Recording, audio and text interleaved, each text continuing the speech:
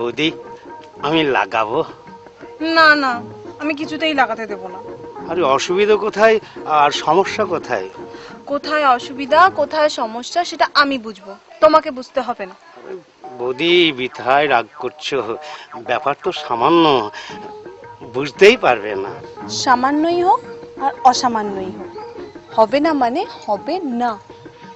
আরে দরকার হয় টাকা পয়সা দেব। টাকা দাও আর পয়সা দাও, আমি লাগাতে দেব না।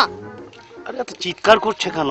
আরে লাগবে তো সামান্য, বুঝতেই পারবেন না।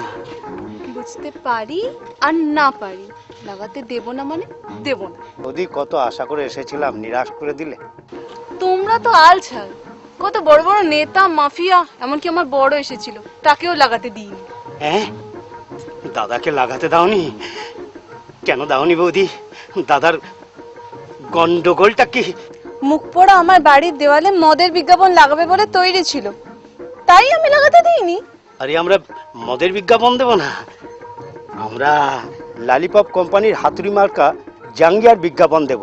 জাঙ্গিয়ার বিজ্ঞাপন দাও আর ইয়ের বিজ্ঞাপন দাও, লাগানো হবে না, আসতে পারো। বৌদি একদম লাগাতে দেবে না? লাগাতে দিতে পারি, তবে একটা শর্ত। আরে শর্ত মর্ত যা বলবে কোনো আপত্তি নেই। বলছিলাম কি বৌদি, কোথায় লাগাবো? সামনে না পিছনে? সামনে হবে না, বাড়ির পিছনের দেওয়ালে লাগাতে পারো, লিখে দিও বিজ্ঞাপন লাগানো নিষেধ, নো স্টিক বিল, দরজায় দেব খিল।